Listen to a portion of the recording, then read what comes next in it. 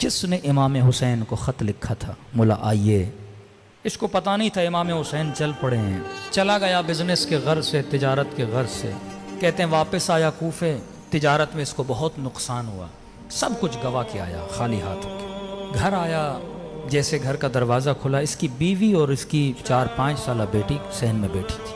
کہتے ہیں جیسے میری بیٹی نے مجھے دیکھا نا، دوڑے دوڑے آئی اور میرے سینے سے آ کے لپٹ گئی۔ کہتے ہیں جب سفر پہ گیا تھا، میری بیٹی نے مجھ سے کچھ مانگا تھا کہ بابا جب واپس آؤ نا اپنی بیٹی کے لیے یہ چیز لے کر آنا۔ کہ رب جیسے بیٹی سینے پہ لگی نا، باپ تھا سب کچھ گوا کے پہنچا تھا۔ میں نے کہا بیٹی پوچھے گی بابا یہ لائے، میں نے یہ گفٹ بولا تھا، لیکن بیٹی نے یہ نہیں پوچھا۔ پہلا سوال جو میری بیٹی نے کیا، کہنے لگی بابا آپ کربلا نہیں گئے؟ کہہ رہا بیوی سے کہا کیا کہہ رہی؟ کہنے لگی شوہر کچھ کما کے لائے ہو، اتنے دنوں سے نہیں تھے؟ کہا نہیں زوجہ، نقصان ہوا بہت۔ کہا گھر میں کچھ بھی نہیں ہے کھانے کے لیے؟